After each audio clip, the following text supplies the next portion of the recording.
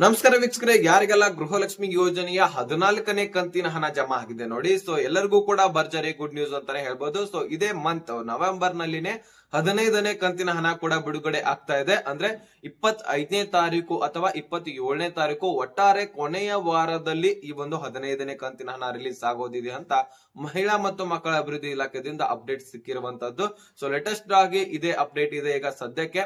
ಅದೇ ರೀತಿಯಾಗಿ ನಿಮಗೆ 14ನೇ ಕಂತಿನ ಹಣ ಬಂದಿಲ್ಲ ಅಥವಾ 12ನೇ ಕಂತಿನ ಹಣ, 13ನೇ ಕಂತಿನ ಹಣ, ಇವು ಕಂತುಗಳು ಬಂದಿಲ್ಲಪ್ಪ ಅಂದ್ರೆ ಮುಂದಿನ ಯಾವ ಕಂತುಗಳು ಕೂಡ ನಿಮಗೆ ಬರೋದಿಲ್ಲ.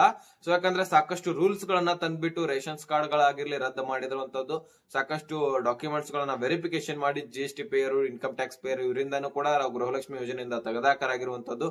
ಸೊ ಇದಕ್ಕೆಲ್ಲಾನು ಕೂಡ ಸೊಲ್ಯೂಷನ್ ಅನ್ನ ಕೊಟ್ಟಿದ್ದೀನಿ. ಸೊ ಈ ರೀತಿ ಇದನ್ನ ಹೇಗಿದೆ ಅನ್ನುವಂಥದ್ದನ್ನ ಹೇಗೆ ಚೆಕ್ ಮಾಡ್ಕೊಳ್ಳೋದು ಎಲ್ಲಾನು ಕೂಡ ಒಂದೇ ವಿಡಿಯೋದಲ್ಲಿ ತಿಳಿಸ್ಕೊಟ್ಟಿದ್ದೀನಿ.